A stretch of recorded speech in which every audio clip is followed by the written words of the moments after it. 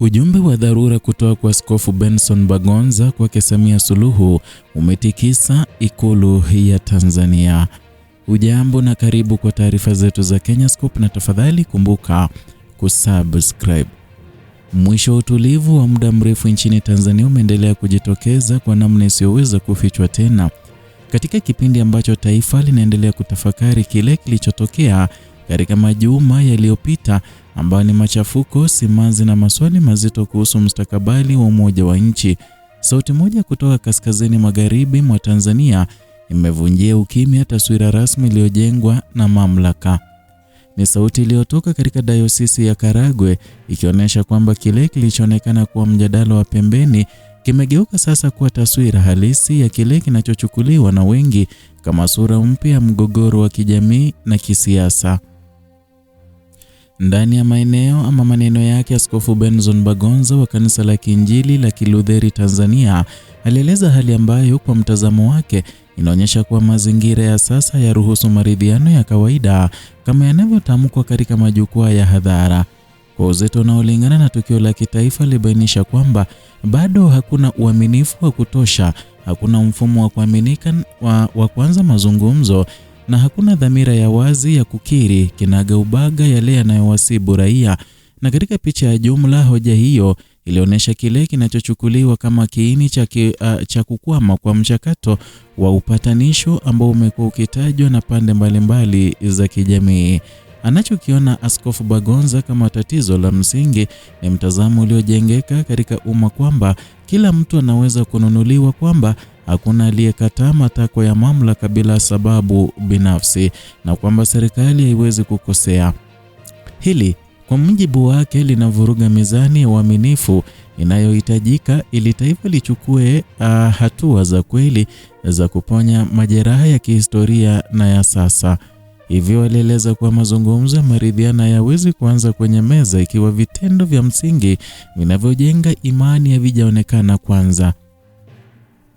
Na katika muktadha huo alielekeza tahadhari kubwa huko nje kwamba kabla ya majadiliano, vitendo vya utekaji, ukamataji kiholela wa mateso vinapaswa kusitishwa mara moja.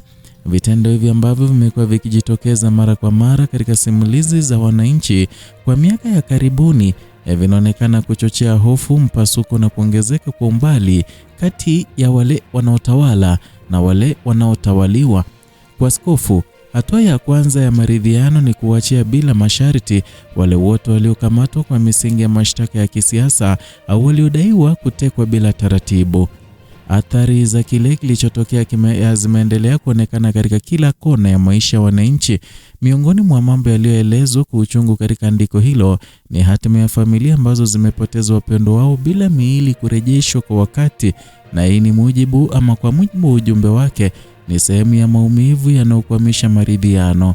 Familia zinahitaji kuomboleza, kuaga na kumaliza safari ya msiba wa heshima, mchakato ambao hauwezi kutokea iwapo taarifa zinazohusu hatima ya ndugu zao bado zimefungwa katika ukimya usioelezeka. Na katika ufafanuzi wake, askofu alionya juu ya taifa kuruhusu mazingira na walazimisha watu kukimbia nchi kwa sababu ya misimamo yao ya kisiasa. Alisisitiza kuwa Tanzania haipaswi kuwa taifa la hofu, bali la wote, watawala, wanaowaunga mkono wapinzani na hata wale wasio upande wowote. Na katika maono yake, hakukuwa na uhalali wa taifa kuendelea kuwa na kundi la raia wanaoishi kwa mashaka ya kesho, wakisubiri kujua kama wanahesabika kama sehemu ya nchi yao au la. Na katika msingi wa maelezo yake, askofu alieleza kuwa maridhiano hayawezi kujengwa juu ya misingi ya kukataa ukweli. Taifa linahitaji kukiri kwamba limepitia tukio kubwa ambalo halipaswi kufichwa chini ya pazia la taarifa za kipindisha. Aliweka wazi kuwa kuna majanga ambayo yamehitaji kutajwa kwa uwazi ili kuruhusu taifa kuomboleza. Na bila hatua hii ya msingi, maridhiano yanabaki kuwa neno zuri lisilotekelezeka. Na katika muktadha wa kilichotokea miaka ya nyuma, maneno hayo yalionekana kama kutazamisha taifa katika kioo kikubwa, kulazimisha kila mwananchi kutafakari uhalisia uliopo nje ya majukwaa ya kisiasa, kuanzia wanaoishi mijini, vijijini hadi wale wanaoangalia mustakabali wa watoto wao. Muhimu zaidi, alitutaka kuweka wazi kwamba maumivu haya hayakugusa kundi moja la watu. Waliokufa au kuumia walitoka dini mbalimbali, maeneo tofauti na matabaka yanayowakilisha sura halisi ya Tanzania nzima. Na katika ushauri wake kwa serikali, Askofu Bagonza aliweka bayana kuwa hatua ya kwanza ya kujenga imani ni kubadilisha mwelekeo na kuonesha kuwa inasimama bega kwa bega na wale wanaoomboleza. Hii ina maana kuwa kutamka bayana kuwa katika jitihada za kulinda usalama kulikuwa na maeneo yaliyokwenda vibaya. Isitoshe, baada ya tamko hilo ni lazima paonekane hatua za uwajibishaji, ishara inayoeleweka kwamba serikali inajali, inasikia na inafanya kazi kurekebisha yaliyotokea. Katika miaka hivi karibuni, utamaduni wa kutoa maelezo ya serikali kupitia sauti nyingi umekuwa ukileta mkanganyiko na imeongeza hali ya mgawanyiko wa kauli, hisia na matarajio. Askofu alibainisha kwamba ni muhimu serikali kuwa na msemaji mmoja rasmi badala ya mfumo wa watu mbalimbali kutoa kauli zinazoweza kutafsiriwa kama msimamo wa taifa. Vilevile alionya kuwa katika kipindi ambacho umma una haki ya kutoa maoni yake wazi, wale waliopo serikalini wanapaswa kuwa makini na maneno yao nje ya vikao rasmi vyao. Na katika upeo wa ujumbe wake alitoa angalizo zito kuhusu umuhimu wa kuwa makini katika kulinda amani, na kwa maoni yake wale wanaohubiri amani wanahitaji kuwa na usimamizi wa maandalizi ya kiwango sawa na wale wanaoivuruga. Na katika kipindi ambacho dunia nzima inatazama mwenendo wa Tanzania, kauli hiyo ilionekana kama tahadhari kwa wote kwamba amani si neno la kutamka tu, bali ni jukumu la kila mmoja lenye usanifu na mipango madhubuti. Na katika mjadala wa mwisho alioelekeza taifa, askofu alizungumzia utata unaojitokeza pale dini inapokatwa kutoka katika masuala ya kijamii na kisiasa. Kwa mtazamo wake, siasa isiyo na maadili ya kiroho inaweza kuzaa matendo ya ukandamizaji, wakati dini isiyo na nafasi ya kuelekeza jamii inaweza kugeuka kuwa kifaa cha utulivu usio wa haki.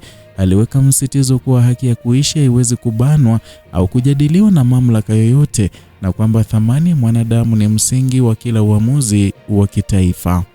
Katika taswira pana zaidi ya taifa, ujumbe huu ulionekana kama mwanga wa kuongoza mjadala mpana wa kitaifa kuhusu mustakabali wa maridhiano. Tanzania iko katika hatua ambayo kila sauti, kila maumivu na kila mpasuko unahitaji kusikika kwa makini.